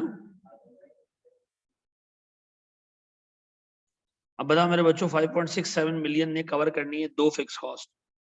एक मेरे पास प्रोडक्शन रिलेटेड फिक्स कॉस्ट है, मे बी हमने किराया पे किया अपनी फैक्ट्री का 4520000, और हमारे पास एडमिन फिक्स कॉस्ट है, मे बी सैलरीज हमने दी अपने एडमिन में जी 1150000। क्या आ रहा है सर मेरे पास? प्रॉफिट आ रहा है 0, पक्का? अब मैं बड़े एक इंपॉर्टेंट सवाल तुमसे पूछ रहा हूँ, कितने यूनिट बेचने के बाद भी तुम्हारा कोई सवाब काउंट नहीं? सब मतलब इससे हमने सब गुनाह माफ करा है, ठीक है? अब हम हो गए पवित्र, कोई ना दाग ना पॉजिटिव चीज।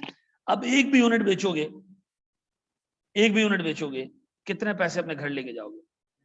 90 रुपीज। ऐसा जितना यूनिट मैं बेचूंगा उसको सर 460 में सिर्फ वेरिएबल कॉस्ट आएगी, वो कवर करूंगा, और मेरी जेब में 90 रुपीज जा रहे होंगे, पक्का?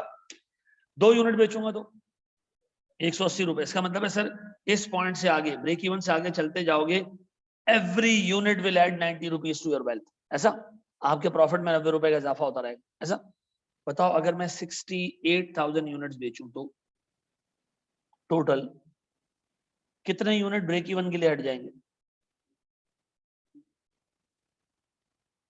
तो सर मेरे पास ओवर एंड अबव कितने यूनिट बचे? ये वो यूनिट है जिसपे मैं प्रॉफिट कमाऊंगा। इन यूनिट्स को क्या कहते हैं? इन यूनिट को कहते हैं मार्जिन ऑफ सेफ्टी। क्या कहते हैं? Margin of safety. क्या कहते हैं? Any sales beyond break even will be termed as margin of safety. मुझे बताओ सर, कितने यूनिट आपने ब्रेक इवन के आगे बेचे? अब बताओ, जितने यूनिट बेचे हर एक पे कितने कमाओगे? 90 रुपए कमाओगे। तो बताओ सर, 5,000 यूनिट पे मैं कितने कमाऊंगा? कितने? 4 लाख। बताओ कंपनी कमाना कब शुरू करती है? ब्रेक इवन के बाद। जितने यूनिट बेचेगी वो क्या कहलाएंगे? Margin of safety. इस मार्जिन ऑफ सेफ्टी में जितना कंट्रीब्यूशन मार्जिन आप कमाओगे, आप इसको अपने घर लेके जाओगे, आपका प्रॉफिट। पक्का? बिल्कुल। मार्जिन ऑफ सेफ्टी सेल्स है, वो सेल्स है जिसमें कंट्रीब्यूशन मार्जिन जितना भी है वो हमारा प्रॉफिट है। अच्छा, ब्रेक इवन के आगे वो कॉस्ट इनकर होती है ना, वेरिएबल कॉस्ट इनकर होती है। तो सेल्स ने सिर्फ एक कॉस्ट को कवर करना होता है, किसको? वेरिएबल कॉस्ट को। बचेगा क्या उसमें से? Contribution margin. यानी ब्रेक इवन के आगे भी खर्चे हैं, फिक्स नहीं है। कौन से? तो उसको कवर करोगे, जो कंट्रीब्यूशन मार्जिन बचेगा वो घर लेके जाओगे। ठीक है जी। ब्रेक इवन के आगे एक यूनिट कितने की बेचूंगा मैं? 460 का। उस पर खर्चा होगा कितने का? 370 का। मेरी जेब में कितने जाएंगे? 90। याद रखना, ब्रेक इवन के आगे हर एक रुपया जो कमाया वो सेल नहीं है, वो प्रॉफिट नहीं है। ब्रेक इवन के आगे जितनी सेल की वो प्रॉफिट नहीं है। ब्रेक इवन के आगे जितनी सेल की उसमें जितना कंट्रीब्यूशन मार्जिन है वो हमारा प्रॉफिट है। ऐसा ब्रेक इवन के आगे एक यूनिट बेचूंगा, 460 रुपए की सेल होगी, लेकिन मेरी जेब में कितना जाएगा? Only 90 rupees. पक्का? अच्छा जी, चलें एक और सवाल दूं आपको, करोगे? पक्का तैयार हो?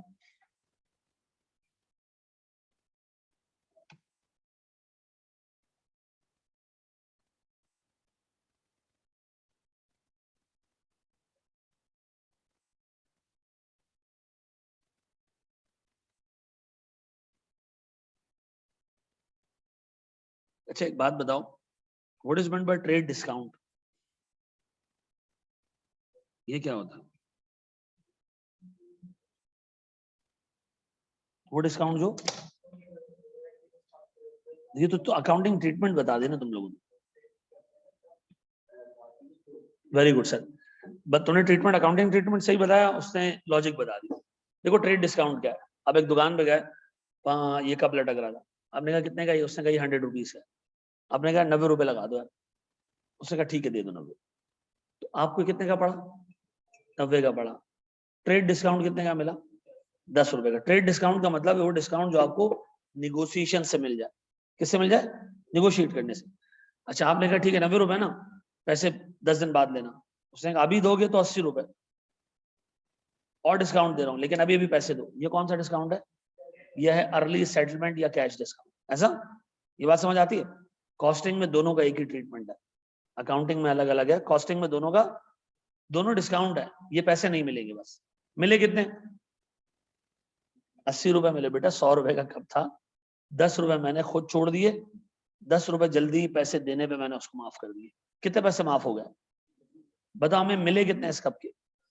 तो ₹80 हमारी नेट सेलिंग प्राइस होगी। हम नेट सेलिंग प्राइस ऊपर कितने का रखेंगे? 80 का रखेंगे, उससे सारी चीजें कैलकुलेट करेंगे। पक्का?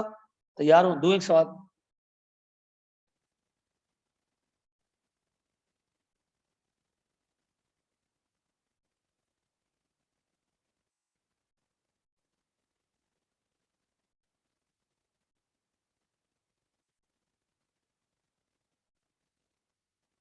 चले जी।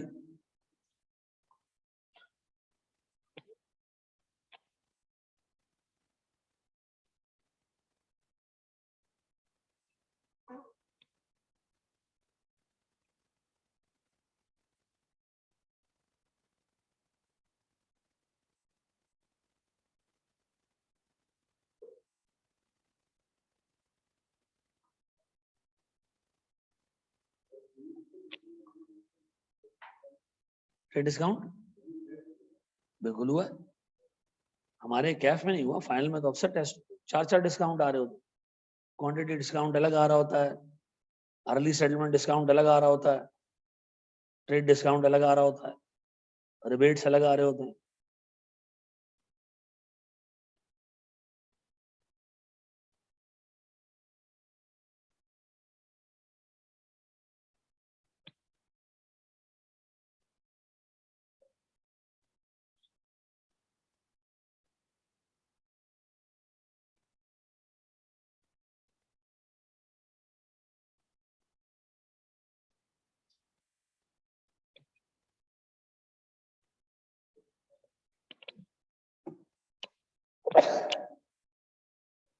जी मेरा बच्चा, हमें मिला, हमें मिला, हमें मिला। हमें मिला का मतलब है हमने दिया है, मतलब टेक्निकली लिस्ट प्राइस पे हमने दिया है। हम हमने कस्टमर को दे रहे हैं, सॉरी। हाँ, हमें मटेरियल पे नहीं मिला है, हमने दिया है सामने वाले को। उसको क्लियर लिखना चाहिए।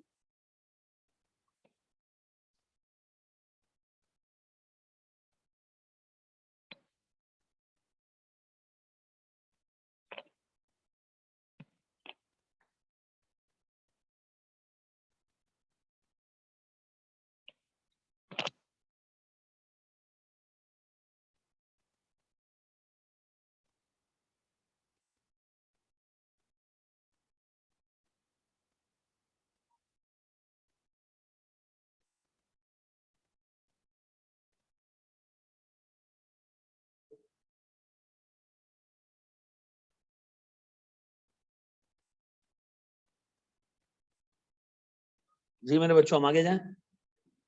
ऑनलाइन वालों कुछ आया ब्रेक इवन?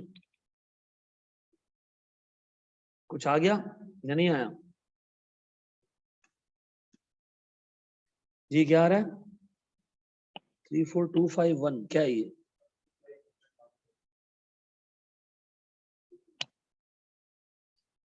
34,251 सही है, बिल्कुल ठीक है। Are you sure? Contribution margin बहुत कम बच रहा होगा। ठीक है जी, चलो मुझे बताएं हमारे पास सेलिंग प्राइस क्या है? 45, लेकिन डिस्काउंट के बाद बताओ ना, 90% लो इसका।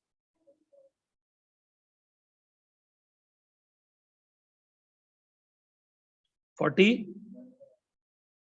ये हमारे काम का सेलिंग प्राइस। मटेरियल कितने का आया? 12। लेबर कितने का आया? और फिर वो कह रहे हैं वेरिएबल ओवरहेड भी है कोई 80% ऑफ लेबर। देखो बाज़ औक़ात एग्जाम में वो आपको फिगर दे देगा या बाज़ औक़ात परसेंटेज में दे देगा कि भाई इस चीज का फला परसेंट वेरिएबल ओवरहेड कितना। 8। क्या आ रहा है सर मेरा कंट्रीब्यूशन मार्जिन? 10 पॉइंट मेरे बच्चों फिक्स कॉस्ट कितनी है 359640 पक्का डिवाइडेड बाय क्या आ रही 34251 यूनिट्स यही है पक्का ऐसे ही दोस्त खुद से कर लिया था ये आसान सवाल आते हैं अभी हमने कोई भारी चीज नहीं पढ़ी पक्का जी है मेरे प्यारे बच्चों क्या हम आगे बढ़े लिखना ही है तो लिख लो तुम लोग एग्जाम लेट होने का रीजन क्या था कॉमर्स का रिजल्ट नहीं आया था ठीक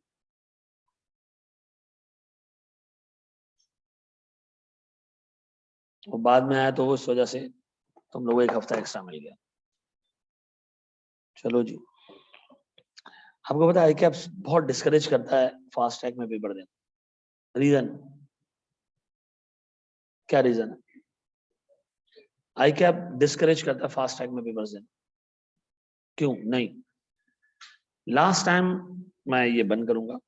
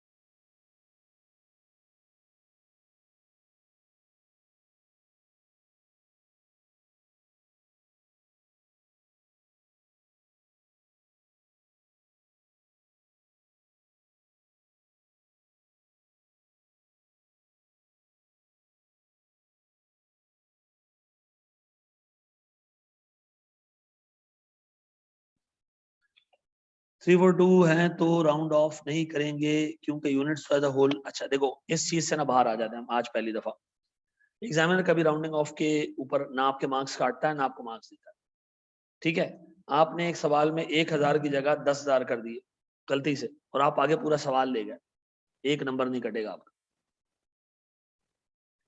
0 के एरर पे आई कैप नंबर नहीं काटता राउंडिंग ऑफ पे आई कैप नंबर नहीं काटता ठीक है ये सवाल जो आपने किया ना ये सारा गलत कर देते इसकी एक एक फिगर गलत ले लेते तब भी आपको मैंने कहा 40-50% मार्क्स दे देता किस चीज पे किस बच्चे को पता है कि सीएम निकालते हैं ठीक है जी ऐसे ही निकलता है सीएम फिगर सारी गलत हो इस बच्चे को पता है कि जी फिक्स कॉस्ट से सीएम से फिक्स कॉस्ट को कवर करने की कोशिश करते हैं और क्या निकाला जाता है ब्रेक इवन निकाला जाता है इसको फंक्शन आता है यार आधे नंबर दे दो उसको ठीक है जी और इसमें भी मनुष्य फेल होते हैं 6 महीने पढ़ के भंगी इसमें भी फेल होते हैं खैर ये आप आगे मुझसे गालियां सुनते रहोगे सॉरी चलो जी अब एक छोटी सी चीज और देख रहे हैं सर मुझे एक बात बताएं मेरे पास कुछ मैन्युफैक्चरिंग कॉस्ट है कुछ नॉन मैन्युफैक्चरिंग कॉस्ट है ऐसा मैन्युफैक्चरिंग कॉस्ट मेरे पास 3 टाइप की है एक है डायरेक्ट मटेरियल एक है डायरेक्ट लेबर फिर सर कुछ मेरे पास कहलाते हैं प्रोडक्शन ओवरहेड्स प्रोडक्शन ओवरहेड्स में इनडायरेक्ट मटेरियल पूरा एक्सप्लेन कर रहा हूं पहले इसको सिर्फ सुन लो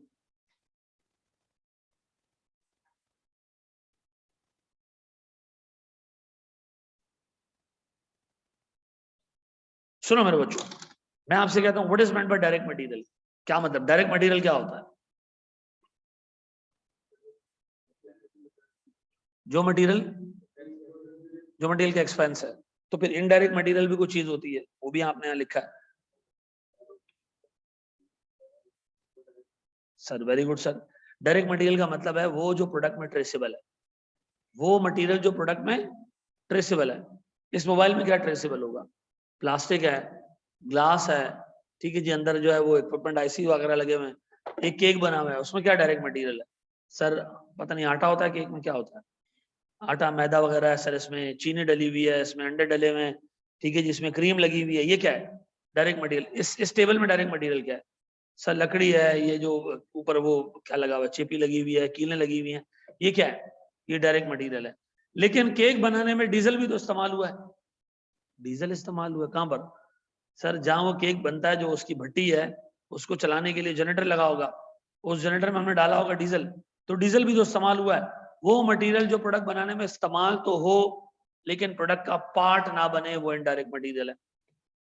और वो जो प्रोडक्ट बनाने में इस्तेमाल हो, प्रोडक्ट का पार्ट बने, ट्रेसेबल प्रोडक्ट के अंदर, वो कौन सा मटेरियल है? Direct material. इसकी कोई टेक्निकल डेफिनेशन नहीं, ठीक है जी। डायरेक्ट मटेरियल इस कुर्सी में क्या होगा? प्लास्टिक होगा, जो ये लोहे की छोटी मोटी रॉड्स लगी है, ये होगा, वो नीचे प्लास्टिक के जो है वो पाँव लगे हुए इसमें, वो होगा, ये डायरेक्ट मटेरियल है। इनडायरेक्ट मटेरियल में भी इसमें डीजल और केमिकल भी इस्तेमाल हुआ होगा। कहां पर?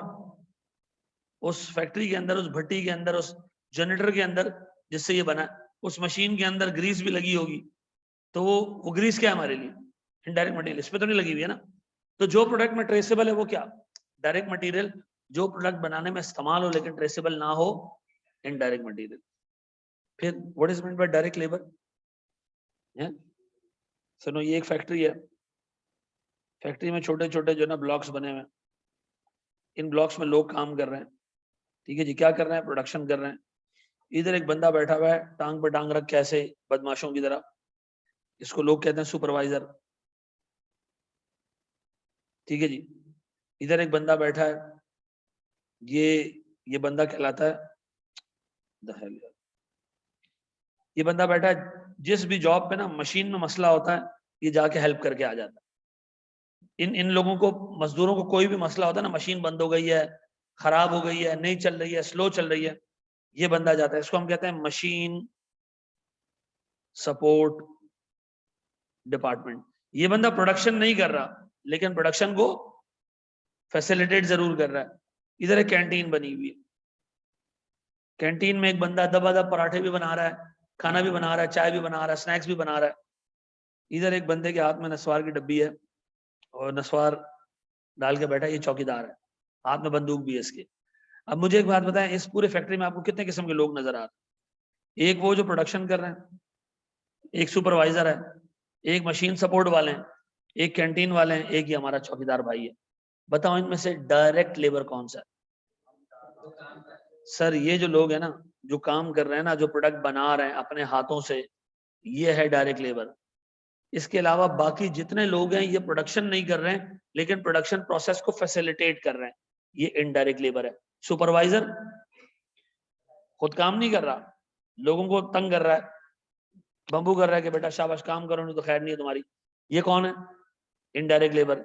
वो मशीन सपोर्ट वाला, ये प्रोडक्शन नहीं करता, तो मशीन खराब हो जाती है तो ये जाके सही करके आ जाता है, प्रोडक्शन प्रोसेस को फैसिलिटेट कर रहा है, ये कौन है? Indirect labour. ये जो कैंटीन वाला है, ये चाय पकौड़े बना बना के दे रहा है लोगों को, ये कौन है सर? ये भी इनडायरेक्ट लेबर है। क्यों? ये प्रोडक्शन तो कर रहा है सर, पकौड़े बना रहा है, कंपनी की जो प्रोडक्ट है वो प्रोड्यूस नहीं कर रहा, ठीक है जी। ये प्रोडक्शन प्रोसेस को फैसिलिटेट कर रहा है। ये चाय वाय पिलाता है मजदूरों को कि वो तगड़े होके दोबारा लग जाए काम में। वो जो बाहर बंदा खड़ा हुआ, वो भी सर सिक्योरिटी प्रोवाइड कर रहा है प्रोडक्शन प्रोसेस को।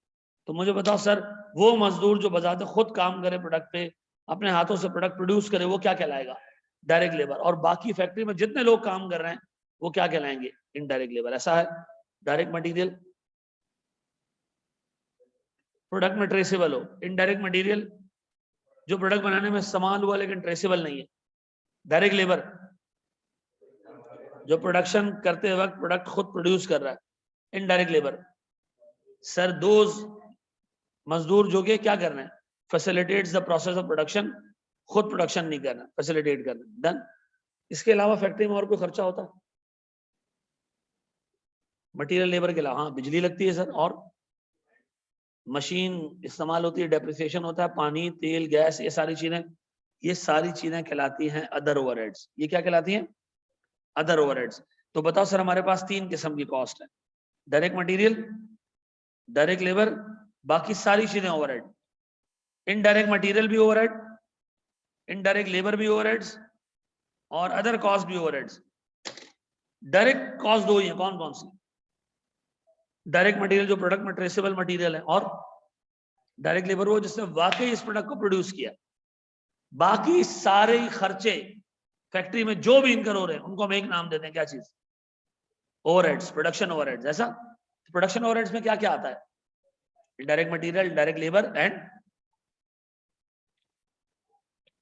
Other cost. ऐसा ये सारे खर्चे कहाँ हो रहे हैं? फैक्ट्री के अंदर। तो फैक्ट्री में जो खर्चा होता है उसको हम क्या कहते हैं? Manufacturing cost.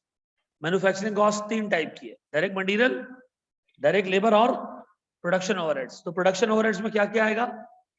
Other than direct material and direct labour, all the cost incurred in the factory is यार प्रोडक्शन ओवरहेड्स। डन? पक्का? ये कॉपी कर लो सर, शाबाश।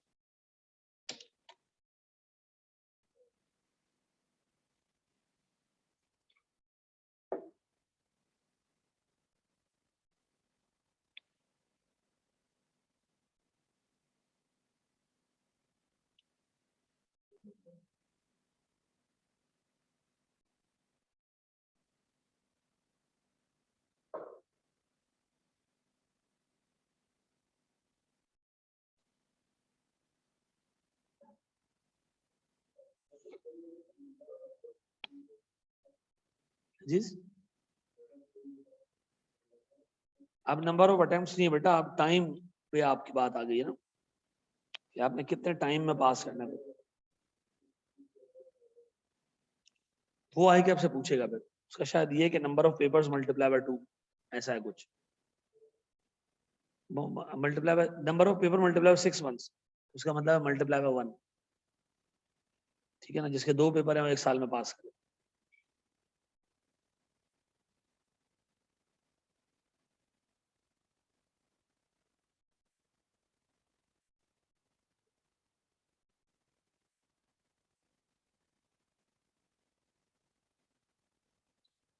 जी मेरे भाई।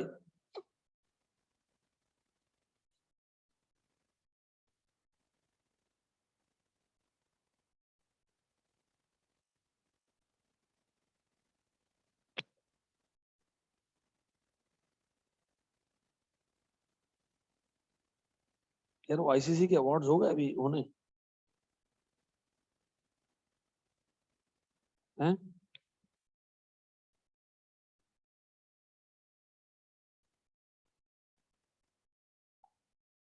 वेरी गुड जी, बड़े हम आगे दोस्त। जी मेरा बच्चा। हाँ देखो, हमारे पास बाकी सारी कॉस्ट आती है नॉन मैन्युफैक्चरिंग।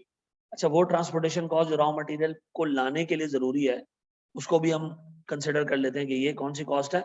मैन्युफैक्चरिंग कॉस्ट है। अच्छा, कुछ कॉस्ट ऐसी होती है जो फैक्ट्री से बाहर निकलते हुए जा रही है।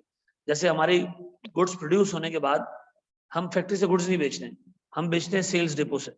तो सेल्स डिपो तक ले जाने की कॉस्ट भी मैन्युफैक्चरिंग कॉस्ट काउंट होगी। हाँ, सेल्स डिपो से आगे कस्टमर तक ले जाने की कॉस्ट वो मैन्युफैक्चरिंग कॉस्ट की। ठीक है ना? जिस पॉइंट से आप गुड्स बेच सकते हो उस पॉइंट से आगे कोई भी खर्चा इनकर हो रहा है वो मैन्युफैक्चरिंग कॉस्ट के कमरे में नहीं आएगा। ठीक है ना? अगर हम फैक्ट्री से गुड्स बेचते हैं आमतौर पे, और सेल्स आउटलेट से भी बेच सकते हैं, तो फिर इवन फैक्ट्री से सेल्स आउटलेट तक का खर्चा भी कैपिटलाइज, मतलब मैन्युफैक्चरिंग कॉस्ट में काउंट नहीं। ठीक है ना? सेठ जी, नॉन मैन्युफैक्चरिंग कॉस्ट क्या होगी? फैक्ट्री के अलावा और क्या क्या होता है कंपनी में? हैं सर, फैक्ट्री के अलावा और क्या क्या होता है? सॉरी, एडमिन कॉस्ट होती है। एडमिन कॉस्ट कौन है सर? आप लोगों की कॉस्ट। चार्टर्ड अकाउंटेंट जाके क्या करेगा एक कंपनी में? फैक्ट्री में क्या पकौड़े बनाएगा? नहीं। फिर मशीन सपोर्ट में बैठेगा? नहीं। फिर सुपरवाइजर बनेगा? बिल्कुल भी नहीं। तो फिर क्या मजदूरी करेगा? नहीं। बार नस्वार खाएगा? नहीं। तो फिर क्या करेगा सर? वो बैठेगा, फाइनेंशियल स्टेटमेंट्स बनाएगा, जो ट्रांजेक्शन हो रही है मटेरियल खरीदने की, बेचने की, ठीक है जी, लॉस होने की, डेप्रिसिएशन की, जर्नल एंट्रीज पास करेगा। ये कहाँ बैठेगा? एडमिन डिपार्टमेंट में। ये कहाँ होता है? फैक्ट्री के बाहर। ये कहाँ बैठेगा? Admin department. तुम लोग ने कहाँ बैठना है? फाइनेंस यानी एडमिन डिपार्टमेंट में जाके। फिर और इंटरनल ऑडिटर, ये कौन होता है? मालिक का कुत्ता होता है, जो उसने छोड़ा होता है कंपनी के अंदर, कि पूरी कंपनी की चीजों को देखो, जहां गंद नजर आए सूंघ के बताओ मालिक यहाँ गंद है। ठीक है, मालिक का कुत्ता है। वो कहाँ बैठेगा? वो आमतौर पे अपने डिपार्टमेंट में बैठता है। एक बंदा है जो मार्केटिंग कर रहा है, मार्केटिंग का काम क्या, गुड्स बेचना। तो मुझे बताओ ये सारे खर्चे कहाँ हो रहे हैं, एडमिन और जो खर्चा फैक्ट्री के बाहर हो रहा है गुड्स बेचने के ऊपर, और सर एडमिनिस्ट्रेटिव स्ट्रक्चर को संभालने में, यानी कंपनी अपने लीगल कंप्लायंसेस करे, कंपनी फाइनेंशियल स्टेटमेंट्स बनाए, कंपनी लॉ का जो है वो हिसाब किताब पूरा करे, ऐसे डिपार्टमेंट्स को हम क्या नाम देते हैं, नॉन मैन्युफैक्चरिंग डिपार्टमेंट्स या एडमिन और सेलिंग डिपार्टमेंट। यहां जो खर्चे इनकर हो रहे हैं वो क्या कहलाएंगे, non manufacturing cost. Chartered accountant की सैलरी कहां जाती है, नॉन मैन्युफैक्चरिंग कॉस्ट। एडवर्टाइजिंग कहां जाएगी, नॉन मैन्युफैक्चरिंग कॉस्ट। वो ऊपर जो सेलिंग ओवरहेड्स आप डिस्कस कर रहे थे, जो आप बार वाले को 2 रुपए दे रहे थे बेचने के लिए, वो कहां जाएंगे, नॉन मैन्युफैक्चरिंग कॉस्ट। सर हमारी टीम जाती है जगह जगह स्कूलों में बच्चे घेर के लाती है, कौन सी cost, non manufacturing cost. Sir याद रखिएगा वो सारे खर्चे जो प्रोडक्ट को बेचने के लिए हो रहे हैं या लीगल कंप्लायंसेस के लिए हो रहे हैं वो क्या कहलाएंगे, एडमिन एंड सेलिंग कॉस्ट। ये वो खर्चे हैं जो जनरली फैक्ट्री के बाहर होते हैं। पक्का जी, हम आगे बढ़े, तैयार हो। अब बताओ आइंदा के बाद मैं कहूँ डायरेक्ट मटेरियल तो तुम्हें पता होना चाहिए इसका मतलब क्या है, वो जो प्रोडक्ट में ट्रेसेबल है। इनडायरेक्ट मटेरियल ओवरहेड्स का पार्ट है, पक्का। इनडायरेक्ट लेबर ओवरहेड्स का पार्ट है। डायरेक्ट लेबर क्या होता क्या है, वो जो प्रोडक्ट में ट्रेसेबल है, मतलब आपने प्रोडक्ट ला के काटा उसमें जो उंगली निकली, ये डायरेक्ट लेबर है नहीं। फिर सर जो प्रोडक्ट बनाने का काम कर रहा है डायरेक्ट, प्रोडक्ट में ट्रेसेबल नहीं है, ठीक है जी। बड़े हमारे प्रोडक्ट में ट्रेसेबल नहीं है तो फिर आपने तो मटेरियल के लिए कहा, वो मटेरियल के लिए लेबर ढूंढ रहे हैं हम साबुन के अंदर है। चलो जी बढ़े एक स्टेप आगे। ऐ मेरे प्यारे बच्चों, ऐ सुन पट्टी बच्चों, कोई जिंदगी में बातचीत नहीं करते लोगों से, हैं चुप बैठे हुए हैं। अच्छा सर वो थोड़ा आपके साथ गुजरेगा, फिर आप हमें कहो कि चुप नहीं करते हो, हैं ऐसे ही।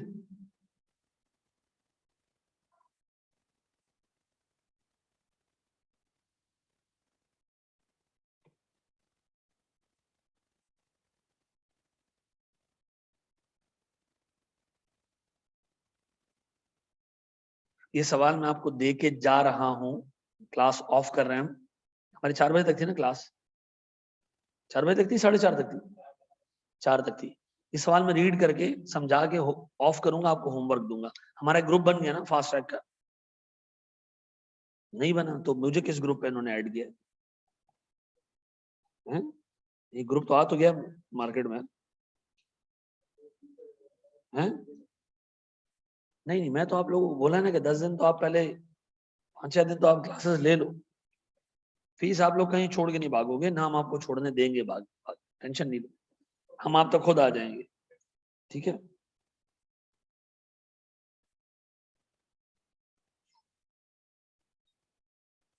फास्ट ट्रैक ना,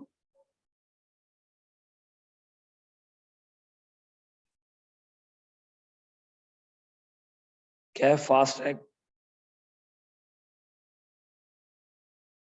ग्रुप बना हुआ है लेकिन शायद तुम लोगों से शेयर नहीं हुआ है, वो भी कर देंगे जी। 2016 में हमारी सेलिंग प्राइस थी कितनी, 40 रुपए पर यूनिट। अगले साल ये 10% बढ़ जाएगी, कैसे बढ़ाओगे इसको, वेरी गुड सर। बस मैं यही चाहता हूं, इतना तुम लोगों को बताओ कि एक चीज है उसको 10% बढ़ाना है, क्या करें, 1.1 से मल्टीप्लाई, 1.1 क्यों, सही है तो 110 लिखते ना, 1.1 क्यों। किसी को ये कंफ्यूजन है तो अभी डिस्कस कर लो, मैं आपको फिर एक ग्रुप का लिख के दूंगी, अगले 6 महीने में आओ, हैं पक्का, ऐसे लिख दूं उसको, ऐसा, हाँ ना ये सेंसेबल लग रहा है। ये वाला, ये 5% आगे बढ़ेगा, फिक्स कॉस्ट 4 लाख से बढ़ के 5-22 हो जाएगी। ये क्या एक्सपेक्टेड सेल्स, कंपनी ने सोचा हम इतने यूनिट इंशाल्लाह बेचेंगे, ब्रेक इवन जो भी हो, हमारा इरादा इतने यूनिट बेचने का। आपने घर से दोनों का ब्रेक इवन भी कैलकुलेट करना है, दोनों का मार्जिन ऑफ सेफ्टी भी निकालना है, दोनों के प्रॉफिट एंड लॉस अकाउंट भी बनाना है, पक्का करके ग्रुप पे शेयर कर देना, ठीक है। ग्रुप पे शेयर कर देना, मैं भी ग्रुप का लिंक तुम लोगों को दे दूंगा। ठीक है जी, कल फिर इंशाल्लाह मुलाकात होती है। ठीक है जी, थैंक यू वेरी मच। अल्लाह आपको खुश रखे अपने खर्चे पे। ऑनलाइन वालों लिखना जी बेटा।